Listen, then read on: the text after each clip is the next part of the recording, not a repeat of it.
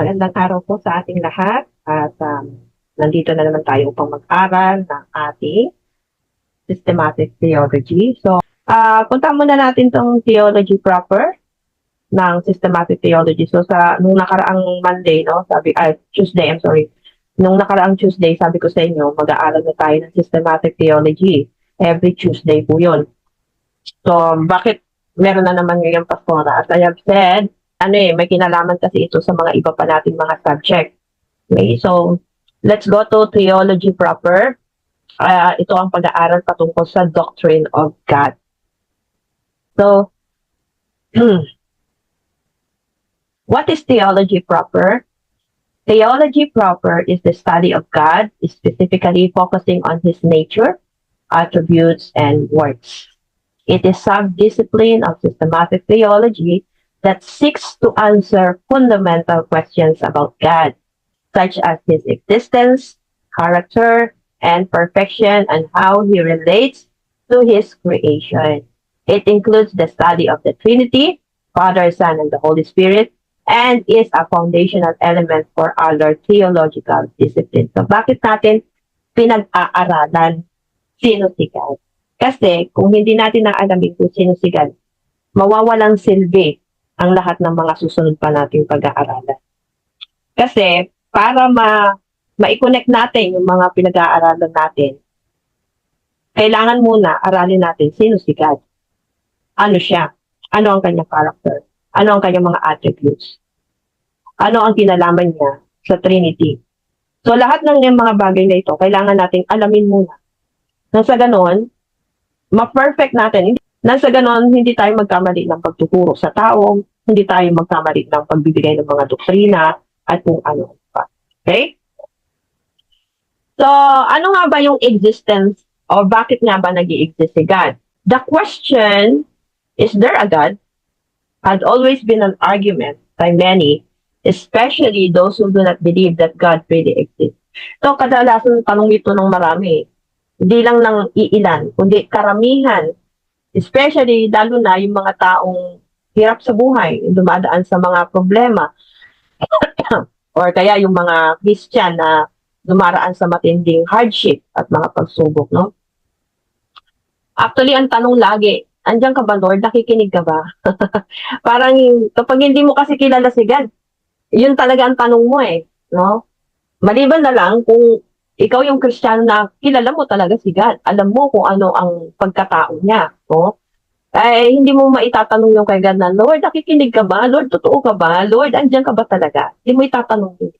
Kaya ngayon, aalamin natin, kikilalanin natin si God para na sa ganun, maalis yung mga confusion at doubt sa isipan natin kung talaga nga bang nag-i-exist siya. Kasi kahit na Kristiyano ka na yung pa rin ang kadalasan na itatanong mo sa sarili, nandiyan ka ba talaga, Lord? Totoo ka ba talaga? Di ba? So, however, evidence for His existence spans logical arguments, biblical manuscripts, and external corroboration. Okay, number one is the scriptural witness. So, from Genesis to Revelation, Scripture proclaims God as the Alpha and Omega. And Revelation chapter 1 verse 8. Okay? So, by the way nga pala, no? Sa pag-aaral ng doktrina, anong sabi ko uli nung Tuesday, no, doon sa introduction natin ng systematic theology, para makonclude natin ang isang doktrina, kinakailangan nating aralin magmula Genesis hanggang Revelation. Okay? So, tingnan natin yung mga verses na mga nag-i-exist para patunayan na may Diyos talaga. Okay? In Revelation chapter 1 verse 8, sabi dito, He is the Alpha and Omega. The claim that God has always been and will always be frames the entire biblical narrative.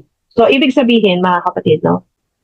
Kahit hindi pa nag-uumpisa ang mundo, or hindi pa natin alam kung kailan magtatapos ang mundo, still, masasabi natin na nag-i-exist ang God. Bakit? Kasi may mga scriptural witnesses. No? Biruin nyo, yung mga bulkan sa ilalim ng dagat, hindi pa man nagagawa. Ito, mayroon akong napanood sa YouTube. Hindi pa nagagawa ang mga submarine noong unang panahon habang ginagawa ng author yung Genesis, the book of Genesis. Sabi natin, di ba, pinag-aralan natin sa Old Testament survey that Moses is the writer of Genesis. Noong unang panahon, wala pang mga submarine. Pero bakit naitala na ng ilan sa mga author like Job, Moses, no, at ilang pang mga propeta, yung pagkakalikha sa mundo. Tulad ng merong bulkan sa ilalim ng dagat. Ibibigay ko sa inyo yung mga ano na yan, mga verses na yan. Hindi ko lang nailagay dito eh. Pero ibibigay ko sa inyo yung mga verses na yun kung saan sa Bible yun makikita. Naitala na, wala pa mang submarine na itala na sa Biblia. Kung talagang hindi totoo si God at hindi siya nangungusap sa tao na itong isusulat niya, bakit nailagay na hindi pa naman nagkakaroon ng submarine noon, bakit nailagay na sa Bible yung mga bulkan sa ilalim ng dagat? At kung paanong nagkaroon ng pagputok ng bulkan sa ilalim ng dagat, kaya umangat ang lupa at nagkaroon ng pagtuyot.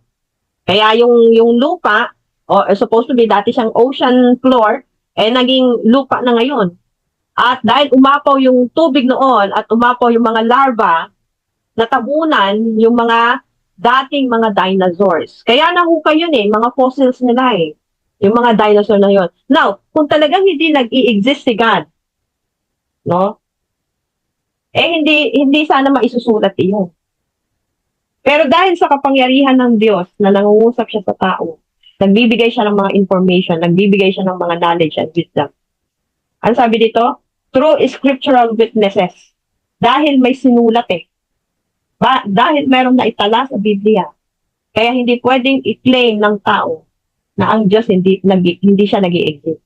Nag-i-exist talaga siya dahil sa mga naisulat or naitala sa Biblia. Amen? Pangalawa, yung mga external writings and artifacts. When we say artifacts, yung mga nahuhukay na mga gamit, mga sandata, mga jewelries, kung ano-ano pa, mga nahuhukay na mga bahay ng unang panahon. Like for example, yung Sodom at Gomorrah, nung kinalkal-kalkal ito ng mga archaeologists, nakita nila doon yung mga bilog-bilog na mga sulfur na bumagsak nung sinunog ng Diyos ang Sodom at Gomorrah. Kung ito ay isang myth or sa Tagalog, alamat lang, bakit nahuhukay yung mga ganong bagay, no? Dahil sa mga bagay na yan, yung ancient Near Eastern archaeological finds sometimes reference deities, providing background that shows the Bible addresses real historical cultures. Such documents point to a universal search for the transcend.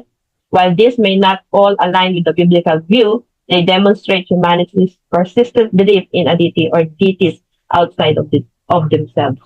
Dahil sa patuloy na gustong pag-aralan, no, ng mga archaeologists, ng mga scientists, kung totoo ba yung sinasabi ng Bible, na meron talagang nag-i-exist na God, na nagparusa sa pagbaha, kagaya kay Noah. Alam niyo, kung wala talagang Diyos na nag-i-exist, wala na silang pakialam. Diba? Hindi na nila pakikialaman yung mga naisulat sa Bible. Pero dahil curious na curious nila, so kung hindi talaga totoo na may Diyos, hindi nila kakalkalin yung mga bagay na yan. Pero dahil gusto nilang alamin kung totoong may Diyos na gumawa ng mga bagay-bagay na ito, kinakalkal nila ng kinakalkal yung lahat ng mga ebidensya. At hindi naman din sila nabigo kasi nakuha nga nila yung mga artifacts, no?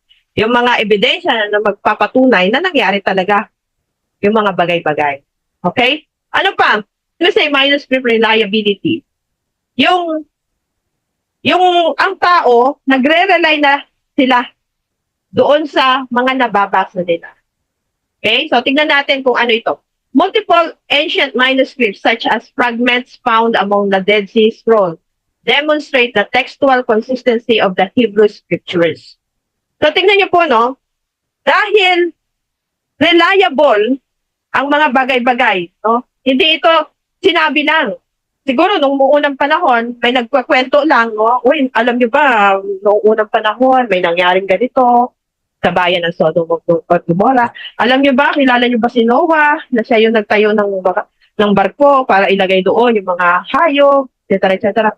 Siguro, nung unang panahon, pasalin-salin lang yung mga salita na ganito, yung mga kwento. Kaya, akala ng marami, ito ay isang alamat lang dahil nga nagpasalin-salin. Pero, nung matagpuan na yung Dead Sea Scrolls. Ano ba itong Dead Sea Scrolls na to, Pastora? Ito po yung mga manuscript. When we say manuscript, mga sulat, no, ng mga author, at inilagay nila ito sa jars upang i-preserve, upang na sa ganon, hindi ito masira. At ito po ay hindi alam ng mga Hebrew na may nagsulat ng ganito. No? So, nung makita nila at matagpuan nila itong Dead Sea Scrolls, yung mga manuscript, yung mga sulat na ito, doon nila napagtanto na totoo pala yung mga alamat, yung mga pasalin-salin na kwento. So, dahil dyan, sabi dito, their preservation underscores that the shared message about God's eternal nature has remained intact over centuries. Kaya nga, hindi pwedeng pasubalian hindi pwedeng pasinungalingan na walang katotohanan na nag-i-exist talaga ang God. Nag-i-exist talaga siya because may mga ganitong uri ng mga ebidensya. Okay? Now, to fully understand if God really exists, we need to address everything into a philosophical way or logical way than material evidences or physical evidences. Okay? So, a philosophical way is a method of approaching life and problems that involves deep, critical thinking, systematic approach, and calm, rational perspective. It prioritizes logical reasoning and human experience over emotional responses or appeals to the supernatural. So instead na mag-argument tayo, mag-debate tayo regarding dito, tignan natin, no? Mag-come up tayo ng isang method which is philosophical. When we say philosophical, hindi man nag-i-exist yung physical or material evidences, hindi ibig sabihin ay hindi na totoo. The fact na merong nag-iisip, the fact na merong gustong kalkalin yung istorya about God at sa mga nangyari sa mga nakaraang panahon. The fact na meron ngang material yung Dead Sea Scroll.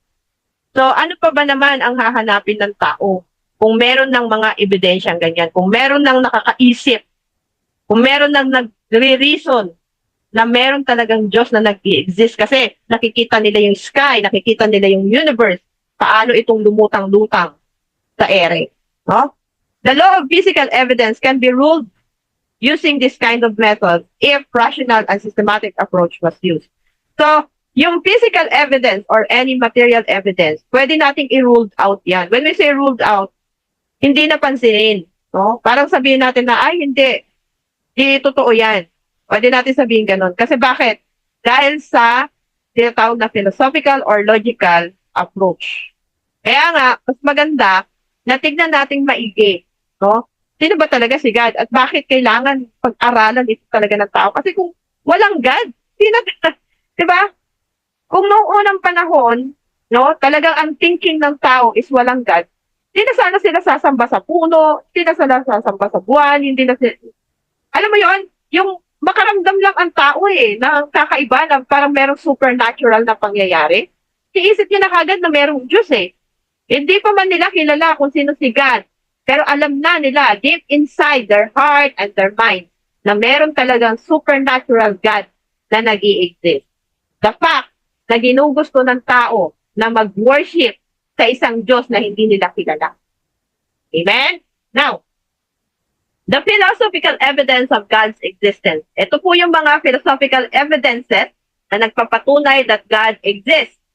One is the cosmological argument, the cause and effect. The universe exists and it has a cause to tell us that God really exists. Because of the cosmological argument, kung paano itong araw ay nakapwesto sa silangan at itong buwan ay nakapwesto naman sa bahaging palubugan.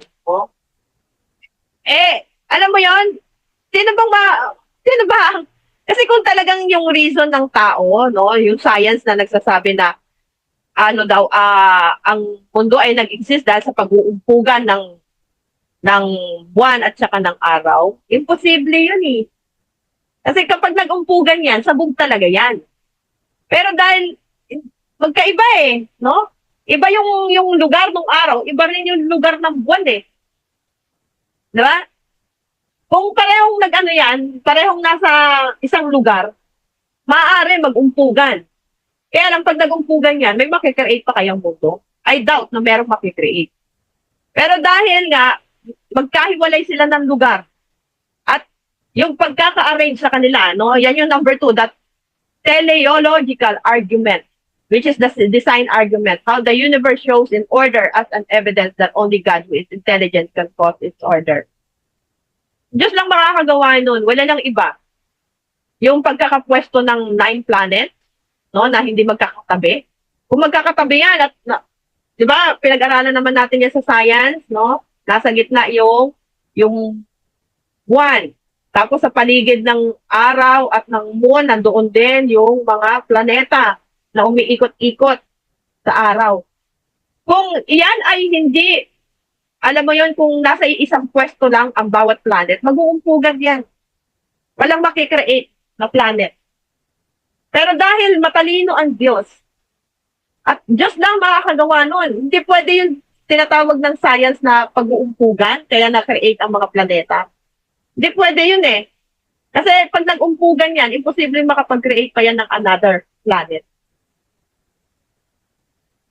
So, dito pa lang makikita na natin na gawa lang ng Diyos yan. Tanging ang Diyos lang talaga ang makakagawa yan. Pangatlo, the ontological argument. Ano tong ontological argument? The being or existence argument is a philosophical reasoning that tries to prove God's existence simply by thinking about what God is means you are trying to know God. Sabi dito, yung isipin mo pa lang, meron ba talagang Diyos? Yung makaramdam ka pa lang na parang gusto kong mag-worship sa isang Diyos. Yung makaramdam ka pa lang na parang gusto mong umiyak at gusto mong magsalita sa Diyos. Gusto mong magsumbong sa Diyos. Doon pa lang pinapakita na ng iyong pag-iisip, ng iyong damdamin, ng iyong emotion, na meron ka talagang pag-iisip na merong God na nag-exist. Ayaw lang talagang tanggapin ito ng mga ibang religion, no? Or ibang mga paniniwala, like atheists.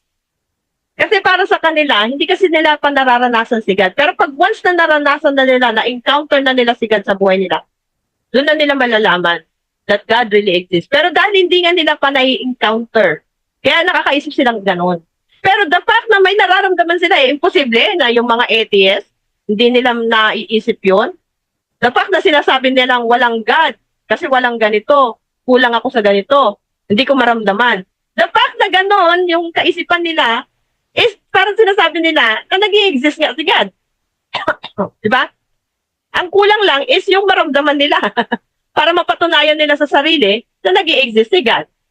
So, pag once na naramdaman na nila si God sa buhay nila, saka lang nila masasabi na there is God. Yun na lang kasi ang kulang yung maramdaman nila, yung ma-encounter nila. Pero, hindi nila mapapasabalian, hindi nila maitatanggi sa buhay nila na nakakaisip sila. The fact na nagtatanong sila, meron nga ba talagang Diyos? Is sagot na yun na talagang naghahanap sila ng Diyos sa buhay nila. Amen? So the moral argument, what is the moral argument? Humans have an inner sense of right and wrong. Morally. Yung nakakaisip ka na parang mali itong ginawa ko No? Kahit hindi mo pa kilala si God. Yung parang, tama ba itong ginawa ko? Yung makaisip ka pa lang ng ganun Alam mo na kaagad na merong Diyos na tumitingin. Na merong Diyos na nagsasabing mali ang ginagawa. So therefore, there must be a supreme moral being God. Our conscience points to a divine source of morality. Kaya ka nakakaramdam ng ganun. Kasi yung konsensya mo nag-uutos na meron talagang Diyos na gusto niya gumawa tayo ng tama. Here are some unbiblical beliefs or doctrine of some. No, ito daw yung mga unbiblical beliefs or doktrina ng ilan. One is the atheism or the atheist. At meron silang tatlong uri ng pagiging atheist. One is the dogmatic atheism. Ito yung talagang dinideny nila. Kahit anong mangyari, walang Diyos. Parang ganun sa kanila, no? Pero, sinasamba nila si Satan. Diyos pa rin yun. Diyos nila. Di ba? Kasi the fact na meron kang sinasamba, Si Satan man yan, or sino man yan, isa lang ang ibig sabihin nun. Merong nag exist na God, kaya lang mali yung sinasamba mo. Tama? So number 2, virtual atheism holds principles that are inconsistent with the belief in God. Ano yung virtual atheism? Yung hindi man ito yung exact na exact, no? Pero sa tingin ko, parang ganun ba? Sa tingin ko, wala talagang Diyos. Hindi man nila sabihin na, oh, wala talaga. Kasi yung dogmatic atheism ay pagsasabi na, wala talaga, at in. Pero yung virtual atheism, sige, maniniwala ako na walang Diyos. Pero may possibility din na maniwala ako pagdating ng panahon kapag meron ng existing material evidence. So, yan yung virtual atheism. What is practical atheism? Life is as if God did not exist. Sa buhay na ito, hindi naman talaga nag-i-exist ang Diyos. Kasi hindi niya ako naririnig. Bakit binibigyan niya ako ng paghihirap, etc. etc. So, ang tawag natin dyan is practical atheism. Hindi niya totally sinasabi na walang Diyos, pero dahil lang sa situation ng buhay niya, kaya sinasabi, walang Diyos. Okay? So, tatlo yan. Now, another belief is the agnosticism. Ano tong agnosticism? They don't know if God exists or they don't care at all if He exists or not. Wala akong pakialam kung may Diyos o wala. Basta ako, tuloy pa rin ang buhay ko. No? Hindi nga nila masabi kung may Diyos o wala. Basta, sila yung mga tipo ng tao na, basta, ganun lang. No? What is polytheism? The belief in many distinct and separate deities like Hinduism, Shintoism, no, Buddhism. Sila yung naniniwala na marami ang Diyos na nag-i-exist. Kagaya ng mga mga Griego, no, dami nilang mga Diyos. May Diyos ng ocean, may Diyos ng beauty, may Diyos ng fertility, may Diyos ng buwan, etc. etc. So, tawag natin dyan is polytheism.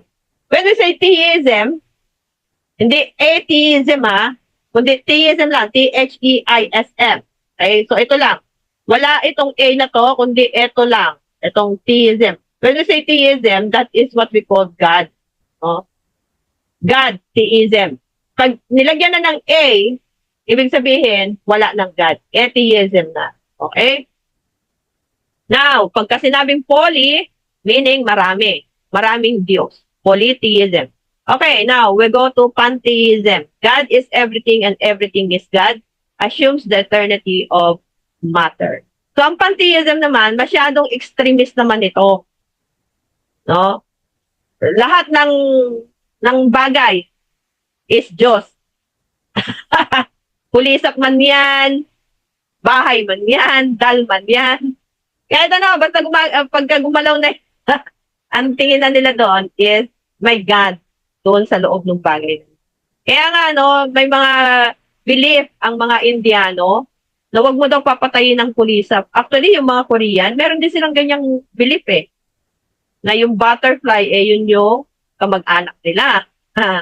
No? Or yun si God. Yeah? So, yan yung mga tinatawag nating pantheism. Ano naman ang deism? Believe in a personal, holy, infinite God but denies the immanence of God. Deism has been called the religion of nature. Naniniwala sila na may God, pero hindi nila pinaniniwalaan ang nature ni God, ang attributes niya, ang character niya.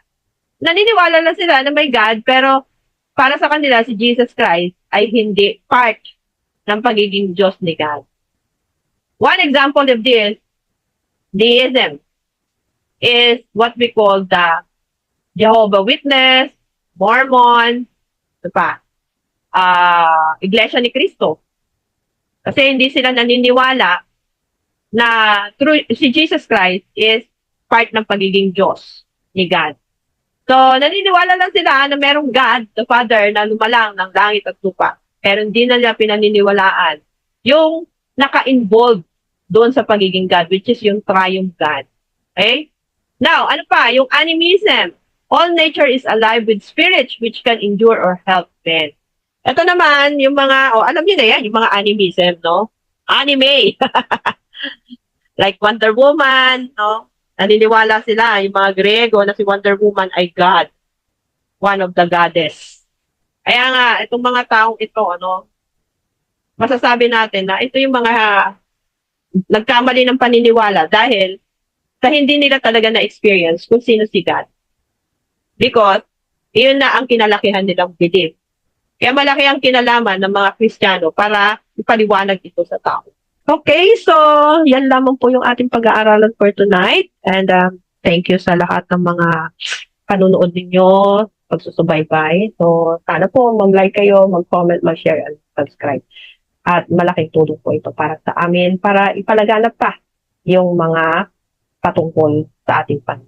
Okay, so God bless us all po and shalom.